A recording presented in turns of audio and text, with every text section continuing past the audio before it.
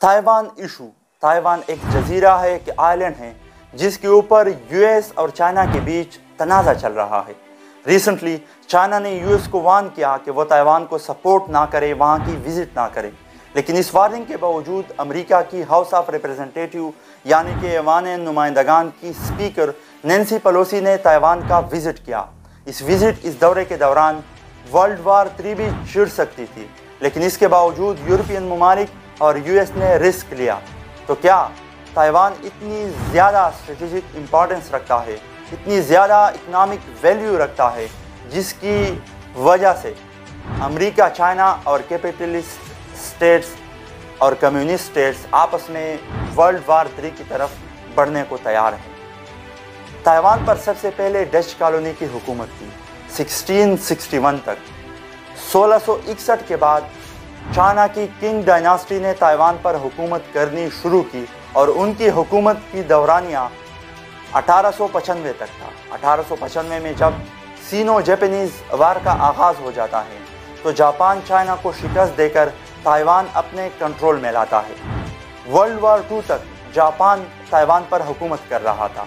World war 2 में जब Japan को शिकस्त हो जाती है तो इसके बाद चाइना ने ताइवान को अपने कंट्रोल में लिया और वहाँ पर चाइना की हुकूमत कायम हो जाती है। उस वक्त चाइना को रिपब्लिक ऑफ चाइना कहा जाता था और उनके लीडर, उनके नुमाइंदा चियांग काई शेक, जो कि डेमोक्रेसी और कैपिटलिज्म के अलंबरदार थे और उनको यूएस और यूके की सपोर्ट हासिल थी। कैपिटलिज्म और कम्युनिज्म के बीच रस्साकशी चल रही थी, टग ऑफ वार चल रही थी और कम्युनिज्म ने चाइना को अपने पंजों में लिया। वहाँ पर चाइना में एक कम्युनिस्ट पार्टी उभर कर सामने आई जिसके रहनुमा, जिसके लीडर माओ जेडोंग थे।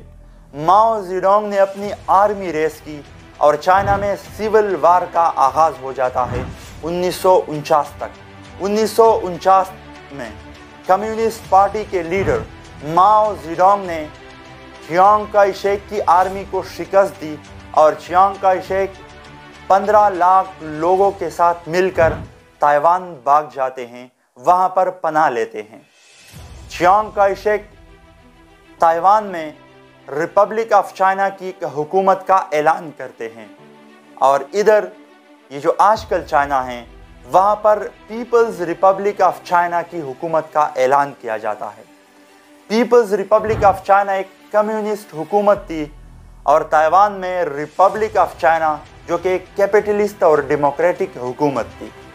इनके बीच ताल्लुकात सही नहीं थे और सारी दुनिया में ताइवान को यानी कि रिपब्लिक ऑफ चाइना को सपोर्ट हासिल थी।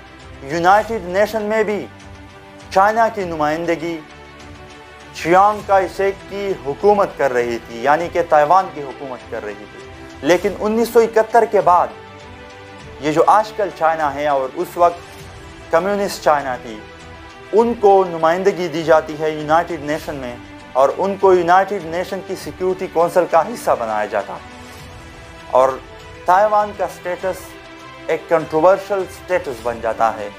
उनकी हुकूमत और उनकी इस टेरिटरी का कुछ पता नहीं चलता कि ये किस मुल्क का हिस्सा है या इंडिपेंडेंट स्टेट। ताइवान ये दावा करता है कि वो एक अलग इंडिपेंडेंट, डेमोक्रेटिक और कैपिटलिस्ट स्टेट है। दूसरी जानिब चाइना ये दावा करता है कि ये उनका एक लास्ट प्रोविंस है, उनका खोया हुआ एक सूबा है। इसको लेकर ताल्लुकात ताइवान और चाइना के बीच अच्छे नहीं होते, लेकिन 1990 के बाद ताइवान और चाइना में कोऑपरेशन बढ़ती है। चाइना उस वक्त एक सॉल्यूशन पुट फॉरवर्ड करता है, वो एक हल निकालता है कि 1 स्टेट 2 सिस्टम। इस फार्मूले के बुनियाद पर ताइवान और चाइना को चलना होगा, यानी कि ताइवान चाइना का हिस्सा होगा लेकिन उनकी एक अलग कैपिटलिस्ट डेमोक्रेटिक हुकूमत होगी। इसे देखकर अगर हम देखें तो हांगकांग और चाइना का भी यही सिस्टम चल रहा है। वो इस सिस्टम यानी कि 1 स्टेट 2 सिस्टम के ऊपर अमल दरामद कर रहे हैं। हांगकांग में एक अलग सिस्टम चल रहा है, वहाँ पर कम्युनिज्म नहीं है, लेकिन हांगकांग चाइना का हिस्सा है। इस सिस्टम को देखकर ताइवान के दिल में खौफ उभर आता है, क्योंकि हांगकांग को आहिस्ता आहिस्ता चाइना अपने रूल में ला रहा है, अपने ज़ेरे असर ला रहा है, और अनकरीब हांगकांग स्ट्रिक्टली चाइना के अंडर होगा। तो इस डर की वजह से ताइवान चाइना के साथ नहीं मिलना चाहता और वो एक इंडिपेंडेंट स्टेट बनना चाहता है, एक सेपरेट स्टेट बनना चाहता है।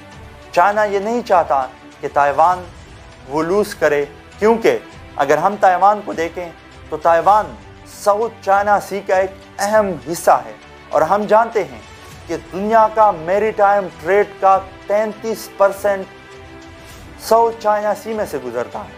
तो अगर चाइना ताइवान को हासिल करता है, उन पर उनकी हुकूमत कायम हो जाती है, तो साउथ चाइना सी को ज़्यादा हद तक चाइना अपने अंडर ला सकता है।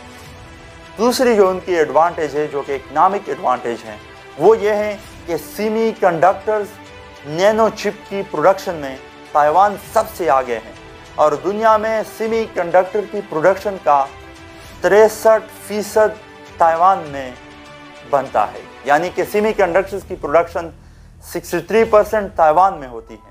तो अगर चाइना ताइवान को हासिल करता है तो ये सारी इकनॉमिक एडवांटेज उनको हासिल होगी।